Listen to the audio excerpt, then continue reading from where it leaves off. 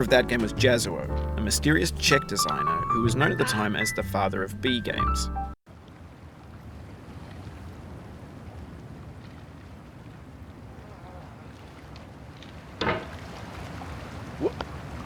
There's no feeling more intense than starting over. If you deleted your homework the day before it was due, as I have, or if you left your wallet at home and you have to go back after spending an hour in the commute.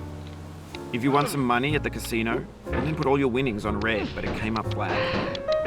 If you got your best shirt dry cleaned before a wedding and then immediately dropped food on it. If you won an argument with a friend and then later discovered that they just returned to their original view. Starting over is harder than starting up. If you're not ready for that, like if you've already had a bad day, then what you're about to go through might be too much. Feel free to go away and come back. I'll be here. Alright, thanks for coming with me on this trip. I'll understand if you have to take a break at any point. Just find a safe place to stop and quit the game. Don't worry, I'll save your progress, always, even your mistakes. This game is a homage to a free game that came out in 2002, titled Sexy Hiking. The author of that game was Jazuo, a mysterious Czech designer who was known at the time as the father of B games. And B games are rough assemblages of found objects. Designers slap them together very quickly and freely, and they're often too rough and unfriendly to gain much of a following. They're built more for the joy of building them than as polished products. In a certain way, Sexy Hiking is the perfect embodiment of a B game.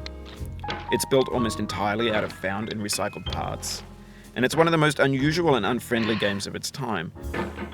In it, your task is simply to drag yourself up a mountain with a hammer. And that act of climbing, in the digital world or in real life, has certain essential properties that give the game its flavor. No amount of forward progress is guaranteed. Some cliffs are too sheer or too slippery. And the player is constantly, unremittingly in danger of falling and losing everything. Anyway, when you start Sexy Hiking, you're standing next to this dead tree that blocks the way to the entire rest of the game. It might take you an hour to get over that tree, and a lot of people never got past it. You prod and you poke at it, exploring the limits of your reach and your strength, trying to find a way up and over. And there's a sense of truth in that lack of compromise. Most obstacles in video game worlds are fake. You can be completely confident in your ability to get through them once you have the correct method or the correct equipment or just by spending enough time. In that sense, every pixelated obstacle in Sexy Hiking is real. The obstacles in Sexy Hiking are unyielding, and that makes the game uniquely frustrating. But I'm not sure Jazuo intended to make a frustrating game.